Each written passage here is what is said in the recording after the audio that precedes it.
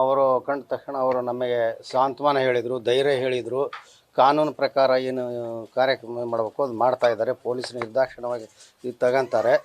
ಇದ್ರ ಬಗ್ಗೆ ಯಾವುದೇ ಅನುಮಾನ ಬೇಡ ಅಂತ ಹೇಳಿದರು. ಮತ್ತು ನಮಗೆ ಸಾಂತ್ವನ ಹೇಳಿ ಧೈರ್ಯ ಹೇಳಿದ್ದಾರೆ. ಮುಂದೆ ಕೂಡ ಅದೇ ತೀರಿ ತೀಕ್ಷ್ಣವಾಗಿರುತ್ತೆ, ಅವ್ರಿಗೆ ಶಿಕ್ಷೆ ಹಾಗೇ ಆಗುತ್ತೆ ಅಂತ ಹೇಳಿದ್ರು. ಈ ನಡುವೆ ನಾವು ನಮ್ಮ ಸೊಸೆಯ ಒಂದು ಅನುಕಂಪದ ಆಧಾರದ ಮೇಲೆ ಕಾಯಂ ನೌಕರಿಯನ್ನು ಕೇಳಿದ್ವಿ.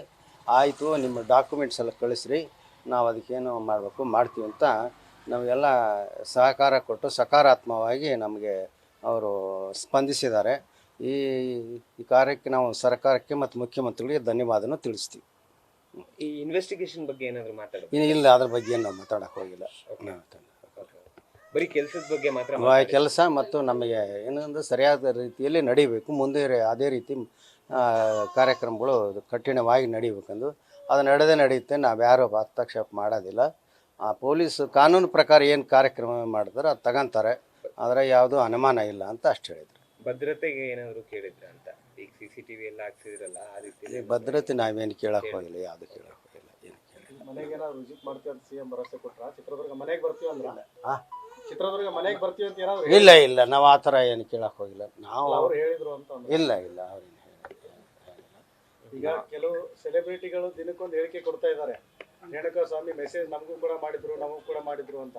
ಅಲ್ಲ, ಅದ್ರ ಬಗ್ಗೆ ನಮಗೇನು ಮಾಹಿತಿ ಇಲ್ಲ, ನಮಗೇನು ಗೊತ್ತಿಲ್ಲ. ನಾವು ಏನು ಮಾಡಿದ್ದೇನೆ ಅಂತ ನಾವೇನು ಯಾರು ಏನು ಮಾಡಿದಾರೆ ಗೊತ್ತಿಲ್ಲ. ಅಲ್ಲ, ಈ ಸಂದರ್ಭದಲ್ಲಿ ಹೇಳ್ತಾ ಇದ್ದಾರಲ್ಲ, ಅದ್ರ ಬಗ್ಗೆ ಏನು ಹೇಳ್ತಾರೆ? ಇಲ್ಲ, ಅದು ಏನಿದೆ ಕಾನೂನು ಪರಿಶೀಲಿಸುತ್ತದೆ. ಅದು ಪೊಲೀಸರು ಏನಿರ್ತಾರೆ ಅದರ ಪರೀಕ್ಷೆ ಮಾಡ್ತಾರೆ. ನಮಗೆ ಆ ರೀತಿ ಯಾವುದು ನಮ್ಮ ಮೇಲೆ ಕಂಡು ಬಂದಿಲ್ಲ, ನಮಗೆ ಗೊತ್ತಿಲ್ಲ, ಏನಾಗಿದೆ ಅಂತ ಗೊತ್ತಿಲ್ಲ. ಕಾಣಬೇಕು ಅಂತೇಳಿ ಒಂದು ತೀರ್ಮಾನ ಮಾಡ್ಕೊಂಡಿದ್ವಿ. ಅವ್ರಿಗೇನು ಮೆಸೇಜ್ ಕೊಟ್ಟಿದ್ವಿ. ಅವ್ರನ್ನೂ ನಾವು 10ವರೆಗೆ ಅವ್ರ ಮನೆ ಮುಂದೆ ಕಾದಾಗ ಸುಮಾರಾಗಿ 11:45 ನಮಗೆ ಅವರು ಹೇಳಿಕೆ ಕೊಟ್ಟರು.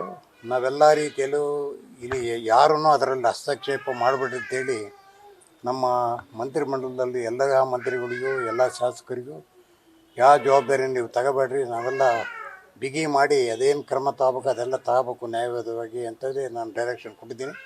ನೀವು ಅದನ್ನೇನಾದ್ರು ಅನುಮಾನ ಇಟ್ಕೊಬೇಡ್ರಿ, ಅದೇನಾದರೂ ನಾನು ನೋಡ್ಕೊತೀನಿ.